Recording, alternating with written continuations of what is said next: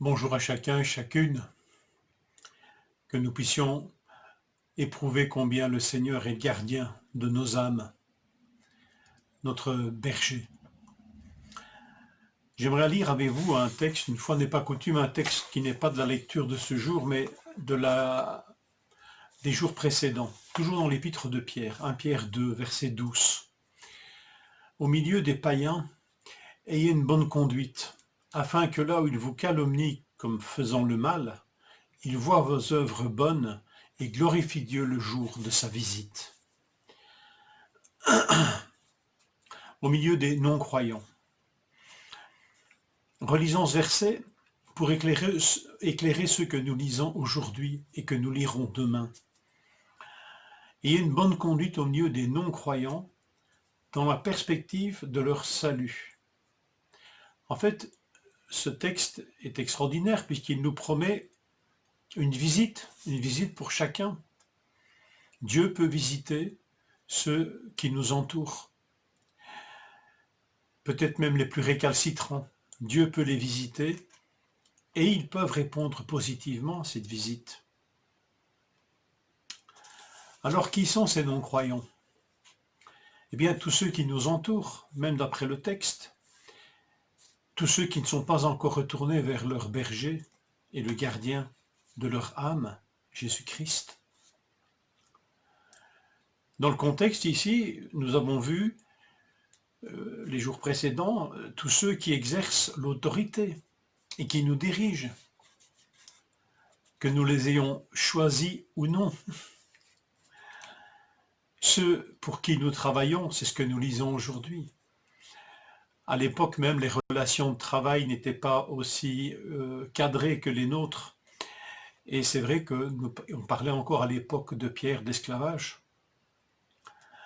Il parle donc des maîtres, des employeurs qui étaient des maîtres, qui avaient une très grande autorité sur la vie de leurs salariés ou de leurs esclaves.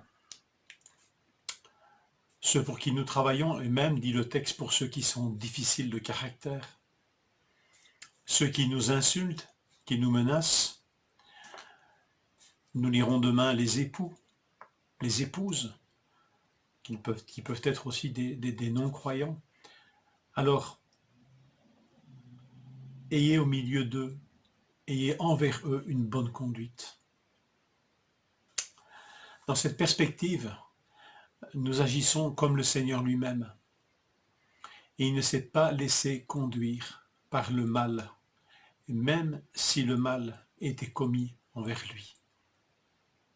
Ce n'est pas le mal qui a dirigé sa vie, même en réagissant contre lui. Lui qui insultait ne rendait pas l'insulte, souffrant ne faisait pas de menaces, mais s'en remettait à celui qui juge justement.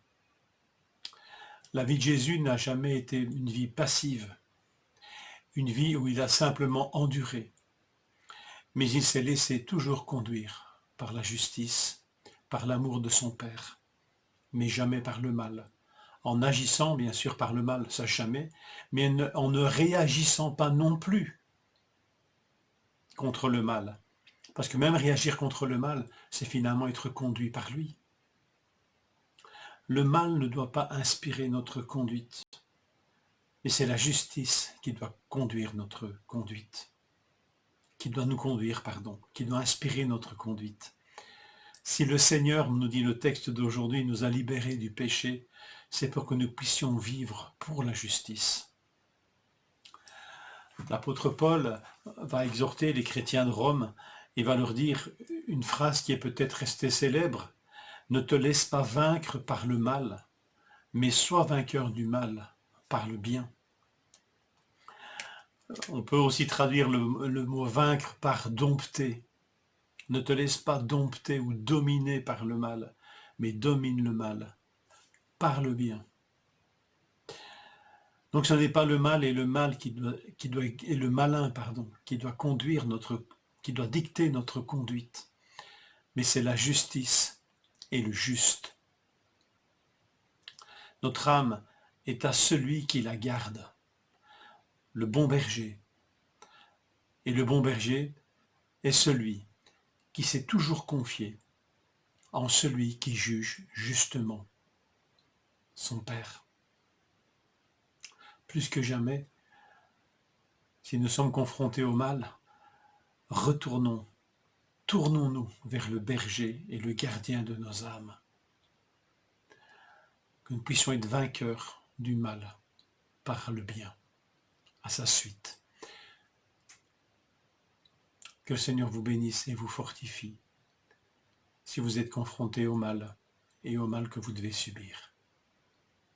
La promesse du Seigneur est de vous en rendre vainqueur et même de pouvoir visiter ceux et celles qui peut-être sont les agents de ce mal. Le Seigneur peut devenir aussi le gardien de leur âme et leur berger.